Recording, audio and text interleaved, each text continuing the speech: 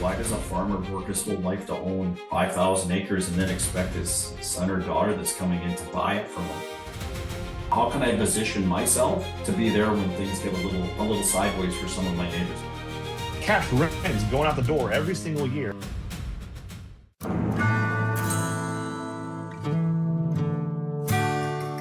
The question about the next generation coming in is interesting because I think there's a traditionalist view that you got to own everything. Now it's controlled by a family. Like we look at families, we look at succession planning from an MNP perspective.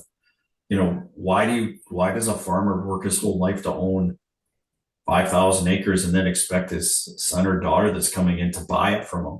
What's he going to do with the money? Why is there a shift in that generational wealth? So, you know, I think we're going to see a lot more interesting pieces around farm structure and how we look at, again, breaking that business up from the farming business to the land ownership business allows us to do that, because that real estate becomes maybe a family, the family trust or a family legacy that can live on and still be part of the farm.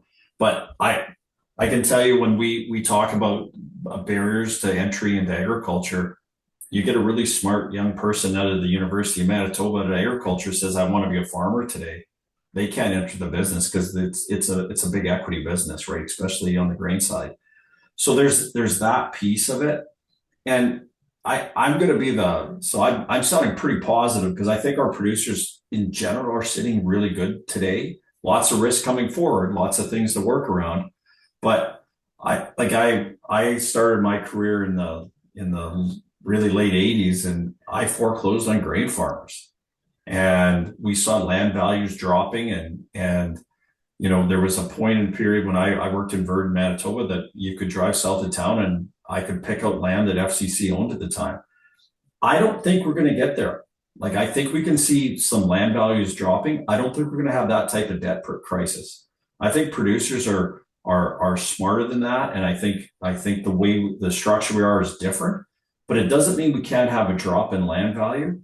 And what's scary about a drop in land value is, what is it due to the lender's confidence in the business? Because there's a lender side to this that adds fuel to this land values, right? Because lenders are aggressively putting money out. Now they're backing up a bit, but they're part of it. So, you know, when I look at, like, I'm pretty bullish on farming, but I know that there's going to be a period where we're not going to make money. Like, that's just the nature of being in this market. And when that happens, what kind of war chest do you have and how are you going to manage through that? Because in that, there's going to be the really good producers that are going to take advantage.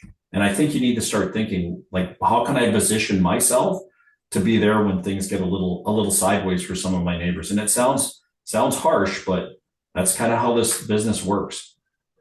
Harry, you had another question? Yes. Is it healthy for these big companies to own 200,000+ acres and more? And where's that going to go? And what's happening to the individual farmer when that's continuing to happen? Well, if anyone asks me about, is it healthy for a big corporation to own 200,000+ acres, I think we all know what we're thinking about. And, you know, when you're in debt protection, it sounds like the market's taking care of that by itself, right? The scary part about that is if you get a real deluge of land on the market, it will affect land prices, because the same guys that are on this podcast listening are going, you know, land prices are up.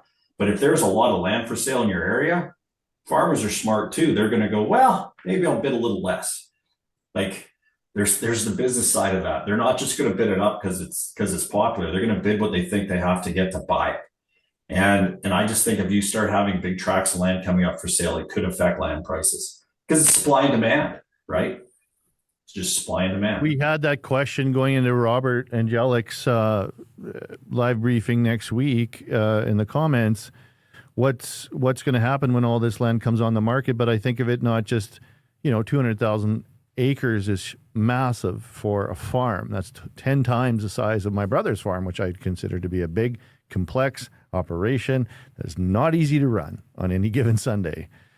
But at the same time, what is that relative to the actual amount of land that has to transition just by virtue of the demographics? that we have people getting older and retiring. There's not as many young farmers. How are you viewing this in the beautiful United States, David? The big dogs. How are the big dogs doing in the U.S. of A.?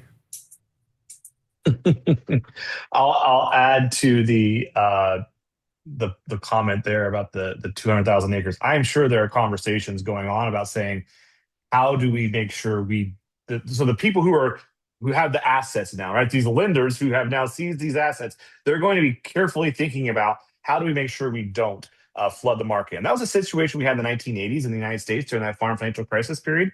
And there were groups put up. So these banks these organizations that had these assets were managing these farms for many, many years so they can unwind out of those assets. And so I don't think we'll see all these acres, flooding the market in a short period of time. I think they're going to figure out ways to do that.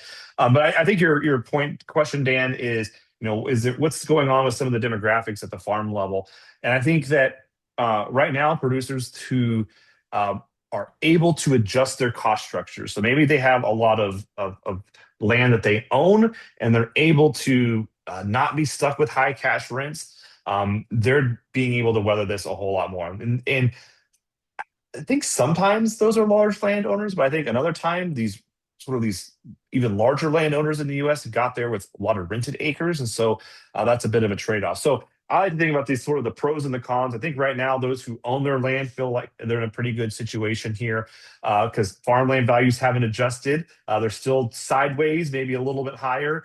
And so they're feeling okay about this. And I like Eric's point about splitting the business out. It's a great idea I like to suggest it and recommend it, but a lot of producers in the U.S. don't separate that. They don't realize where are the engines of profitability in their business and which ones they should keep investing in. But I think if we move to the cash rent side, the cash rent's where the real squeeze is because that cash rent is going out the door every single year.